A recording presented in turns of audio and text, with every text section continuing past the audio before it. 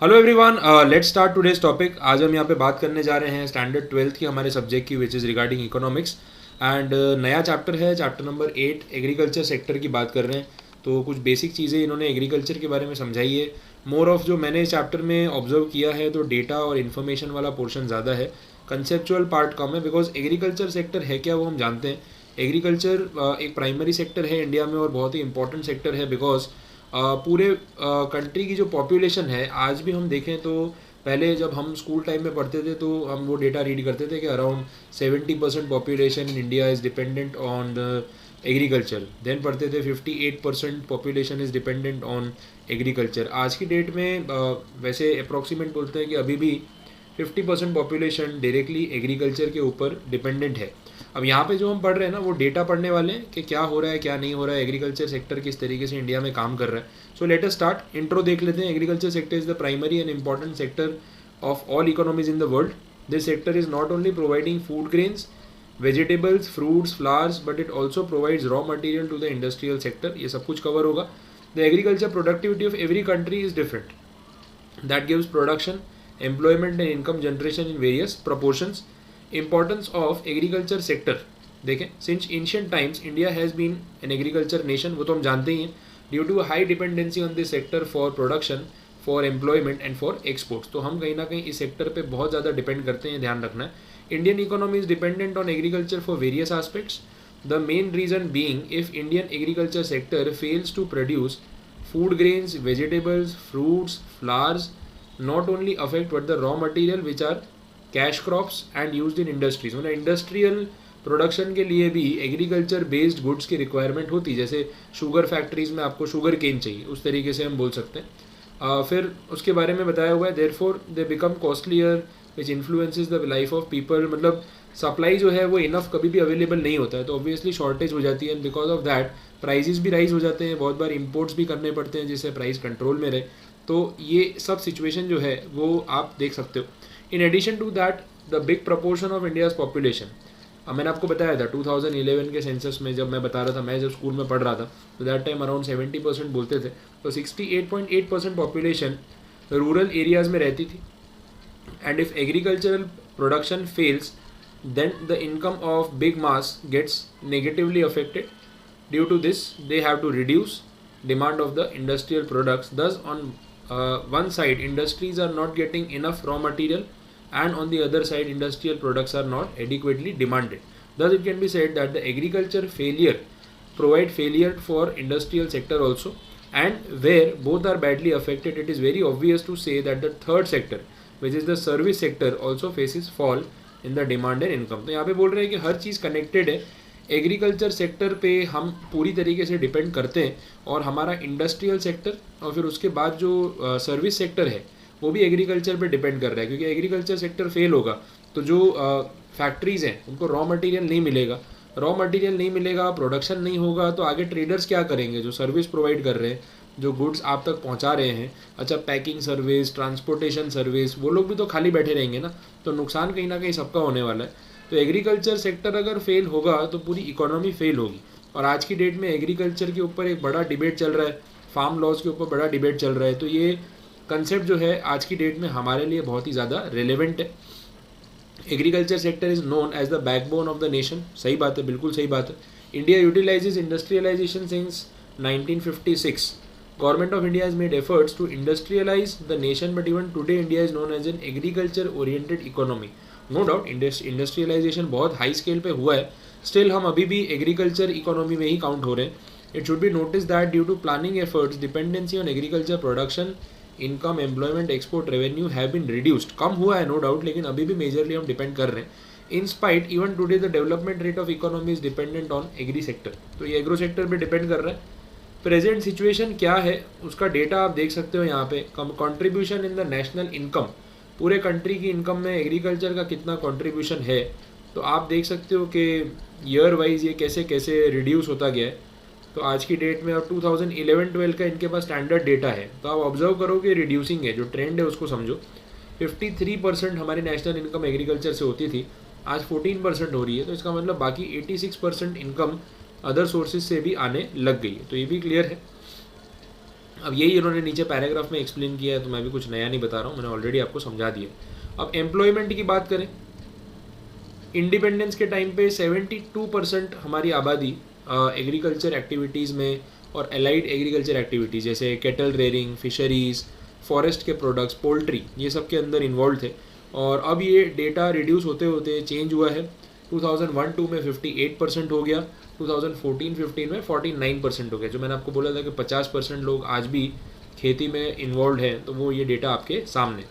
Export income की हम बात करें तो देखिए इसमें डेटा क्या बोल रहा है। इंडियन एग्रीकल्चर जो है वो फॉरेन एक्सचेंज जनरेट करने में भी हेल्प करता है, बिकॉज एक्सपोर्ट्स करते हैं तो फॉरेन करेंसी हमारे पास आती है। During the independence period the total contribution of India's total export earning और 70% has been obtained from agriculture. ये तब का डेटा है, बट अभी डेवलपमेंट काफ़ी बढ़ चुका है, इंडस्ट्री, सर्विस सेक्टर, ये सब बहुत कुछ ऊपर आ चुका है। तो अब 2013-14 के डेटा के हिसाब से हमारे टोटल एक्सपोर्ट अर्निंग्स में एग्रीकल्चर का जो रेशियो है इट इज़ ओनली 14.2%। तो कहाँ 70% था, कहाँ 14.2% पे आ गया, तो ड्रास्टिक रिडक्शन है, ये भी आप ध्यान रखना। Living standard, agriculture is the basic support of the world's population. Agriculture has continuously improve the life of people in India. Agri sector produces 2 types of crops, एक फूड ग्रेन्स है और एक कैश क्रॉप्स है, दोनों की बात हो रही है। All the cereals are included in food grains. तो दाल होती है, दाल, पल्सेस जो हम बोलते हैं, वो सब जो है फूड ग्रेन्स में आते हैं, धान जिसको बोला जाता है। इसके अलावा सेल्फ सफिशिएंट है इंडिया फूड ग्रेन्स के मामले में, ये भी बोला है। कैश क्रॉप्स में क्या क्या आता है वो भी समझ लो। कॉटन, जूट, ग्राउंडनट ऑयल, मतलब ग्राउंडनट, फिर ऑयल सीड्स, शुगर केन, ये सब चीज़ें जो हैं ये फूड ग्रेन्स के बाद कैश क्रॉप्स की कैटेगरी में आ रही हैं। और ये रॉ मटेरियल के फॉर्म में भी यूज़ होते हैं, क्योंकि आपको पता है कि इन सब में से कुछ ना कुछ फिनिश प्रोडक्ट्स बनते हैं और बहुत सारी वेराइटी के प्रोडक्ट्स बनते हैं। Food items are mainly included in food grain crops and these have shown rise in production. खाने पीने की चीज़ों में तो प्रोडक्शन बहुत बड़ा है। Present farmers are also engaged in production of vegetables, fruits, flowers. तो फार्मर्स ये सब चीज़ों में भी इन्वॉल्व हो गए हैं। Therefore, it can be said that the agriculture sector is satisfying the requirement of agriculture goods of people. Average food grain availability was 395 grams per head per day in the year 1951, which increased to 511 grams in the year 2013. Even there was a rise in population. तो ये data उन्होंने बताया हुआ है कि 1951 में पर head per day कितनी फूड ग्रेन की अवेलेबिलिटी होती थी। इट वॉज ओनली 395 ग्राम्स और अब ये बढ़ के 511 ग्राम हो गई है 2013 में। तो हम बोल सकते हैं कि एग्रीकल्चर जो है वो इनफ काम तो कर ही रहा है, लेकिन बहुत कुछ ज़्यादा फ़र्क भी नहीं पड़ा है, बहुत राइज भी नहीं हुआ है, ये भी हमें देखना है।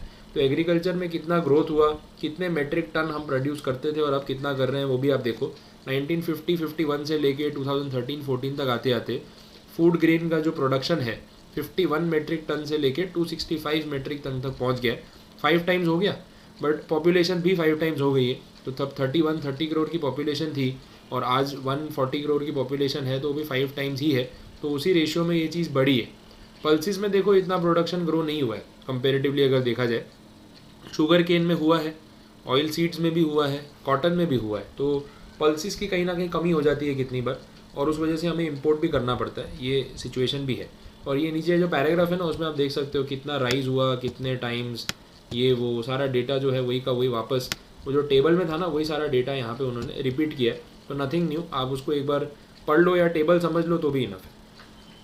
फिर क्या बोल रहे हैं, base for industrial development, agriculture he industrial development का बेस है, वो यहाँ पे इन्होंने क्लियर बोला। बिकॉज एग्रीकल्चर से जो हम रॉ मटेरियल क्रिएट करते हैं वो कहीं ना कहीं इंडस्ट्रीज़ में प्रोडक्शन के लिए काम आते हैं। और इन्होंने बोला भी है कि 69% पॉपुलेशन, जैसे हमने देखा 2011 के सेंसस से 68.8% पॉपुलेशन रूरल एरियाज़ में रह रही थी 2011 के हिसाब से।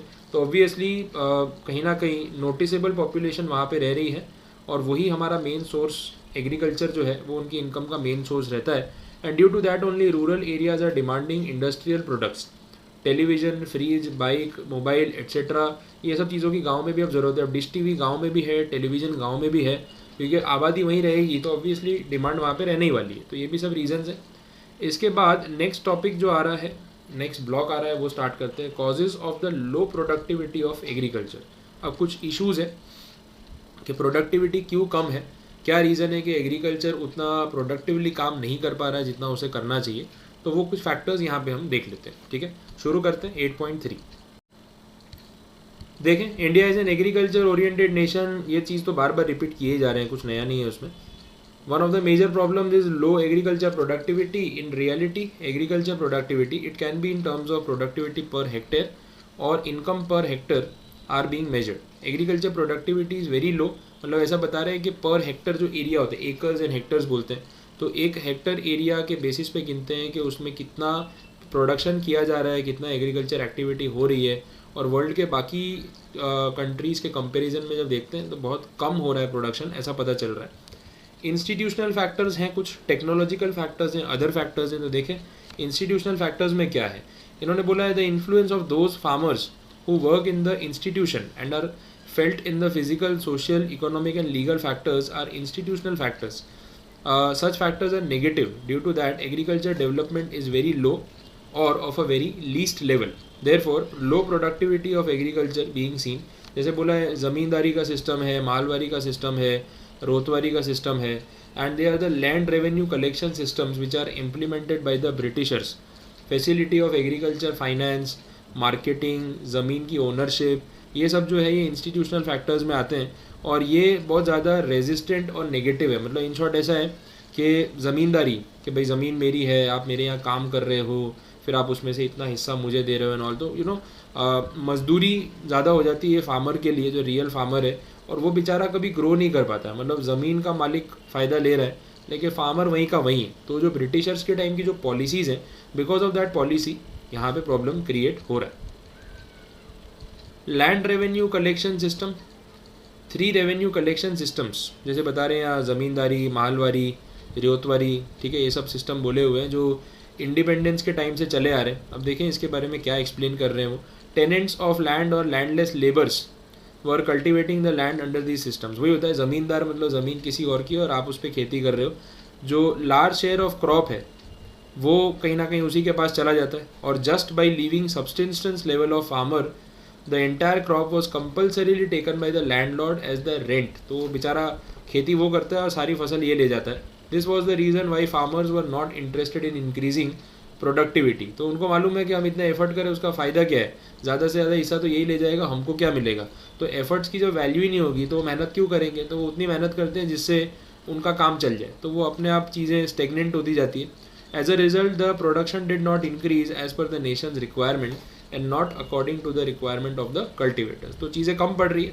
After independence, to protect tillers and to control the rent of the land, tillers land act was passed, but this act was not completely implemented and due to that the farmers are not exploitation free. अभी भी कहीं ना कहीं exploitation हो रहा है क्योंकि कानून तो बना दिया लेकिन उसका इम्प्लीमेंटेशन नहीं हो रहा है कि जो ज़मीन को सींच रहा है, सिंचाई कर रहा है, उसको जोत रहा है, ठीक है, तो उसके ऊपर फार्मिंग कर रहा है इन शॉर्ट, तो वो पर्सन को कोई मालिकाना हक, कोई ओनरशिप, कोई बेनिफिट मिल नहीं रहा है.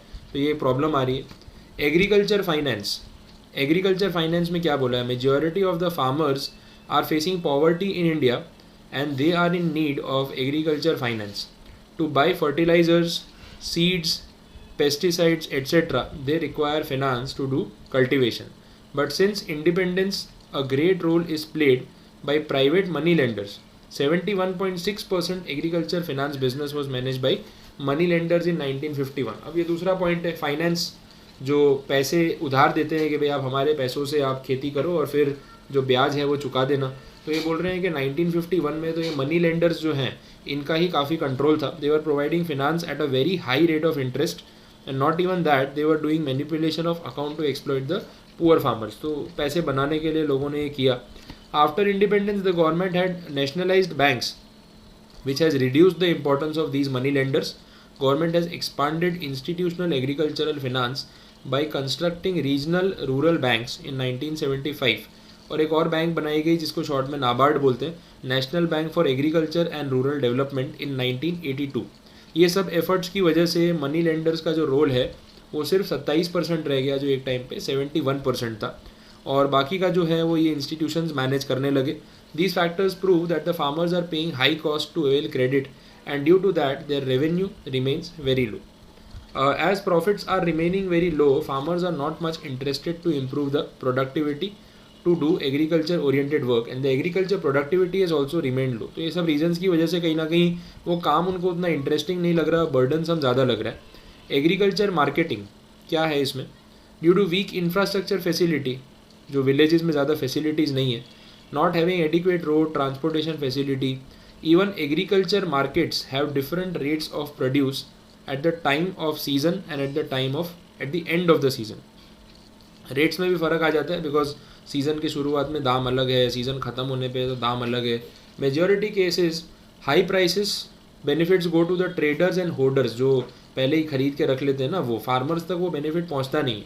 Farmers who are under the debt are force to sell their crop before the crop gets ready to local lenders and brokers. उनको पहले से ही सस्ते दाम पे बेच देना पड़ता है और उनको सबसे कम इन्फॉर्मेशन होती है नॉलेज की, मतलब जो मार्केट है उसकी नॉलेज और मार्केट के रेट्स, बेचने का तरीका, वो सब उनको पता नहीं होता है। Therefore they are not able to get good returns of their crop and due to this they become pessimist. Pessimist मतलब कि ये होता है ना, ऑप्टिमिज्म होता है पॉजिटिव अप्रोच, और पेसिमिज्म का मतलब होता है नेगेटिव अप्रोच। तो फिर वो नेगेटिव अप्रोच पे आ जाते हैं। रूरल सोशल स्ट्रक्चर, अब सोशल स्ट्रक्चर कहाँ पे परेशान कर रहा है, they don't have the information, ये बोला हुआ है। The rural society is bound with the old traditions, उनके स्ट्रक्चर और ट्रेडिशन पुराने हैं। They accept problems given by nature and accept the situation of scarcity, मतलब बोलते हैं ना नुकसान हो रहा है, कम में चल रहा है, नहीं है हमारे पास कोई फैसिलिटी तो जाने दो, ठीक है जो चल रहा है काफ़ी है। तो वो लोग उस चीज़ पे एफर्ट नहीं करते कि हम हमारी प्रॉब्लम का सोल्यूशन कैसे करें। तो कहीं ना कहीं उस वजह से भी प्रोडक्टिविटी नहीं बढ़ती है। भाई बाढ़ आ जाती है, सूखा पड़ जाता है, तो पानी बचाना है, पानी ज़्यादा आ रहा है तो उसको रोकना है, वो सब चीज़ों पे बहुत ज़्यादा वो लोग फोकस नहीं करते क्योंकि उतना नॉलेज और एजुकेशन उनके पास नहीं होता है। ठीक है। Technological factors, Indian agriculture sector utilises old traditional technologies, वो भी बोला है कि टेक्नोलॉजी पुरानी है, मशीन्स पुरानी है, काम करने के तरीके इक्विपमेंट्स पुराने हैं, तो उस वजह से भी वो लोग उतना ग्रो नहीं कर पाते जितना उनको करना चाहिए। तो ये भी एक रीज़न आ जाता है। ठीक है। अदर फैक्टर्स में भी काफ़ी फैक्टर्स हैं जो आपको हेड पॉइंट से भी पता चल जाएंगे, जैसे पॉपुलेशन का प्रेशर, पॉपुलेशन इतनी बढ़ती जा रही है, डिमांड इतनी बढ़ती जा रही है, बट प्रोडक्टिविटी उस रेशियो में कितना इंक्रीज़ कर लेंगे, तो वो भी एक फैक्टर हो जाता है। इकोनॉमिक प्लानिंग गवर्नमेंट की तरफ से भी थोड़ी कम रही है और उस वजह से उतना फ़ायदा उनको मिल नहीं पाया जो मिलना चाहिए, तो ये भी एक तरीका है, एक प्रॉब्लम है जो हम फेस कर रहे हैं कि इकोनॉमिक प्लानिंग गवर्नमेंट के एफर्ट्स हैं लेकिन अप टू द मार्क नहीं है, ऐसा हम बोल सकते हैं। अब इसके बाद कुछ मेजर्स दे रखे हैं जो प्रोडक्टिविटी को बढ़ाने के लिए हम ले सकते हैं, तो देख लेते हैं कितना पार्ट है, एक और लेक्चर बना लेंगे तो भी कोई प्रॉब्लम नहीं है। ठीक है, तो कोई बात नहीं, एक और सेशन हम कर लेंगे, उसके अंदर बाकी के टॉपिक्स कवर कर लेंगे, तो ऐसी कोई हार्ड एंड फास्ट वो रिक्वायरमेंट नहीं है। आप तब तक एक बार इस चैप्टर को अच्छे से पढ़ के उसको समझ के कंप्लीट कर लो, एंड देन अगले लेक्चर में हम बाकी के टॉपिक्स को कंप्लीट करके चैप्टर को यहाँ पे पैकअप करेंगे। तो आई होप यहाँ तक आपको समझ आया होगा, कोई क्वेरी नहीं होगी। ठीक है, तो यहाँ पे लेक्चर को ख़त्म करते हैं और नेक्स्ट लेक्चर में बाकी का पार्ट कंटिन्यू करेंगे। कोई भी आपके डाउट्स हो तो आप देख के रखो, देन आप पूछ सकते हो, कोई उसमें इशू नहीं। ठीक है, थैंक यू सो मच।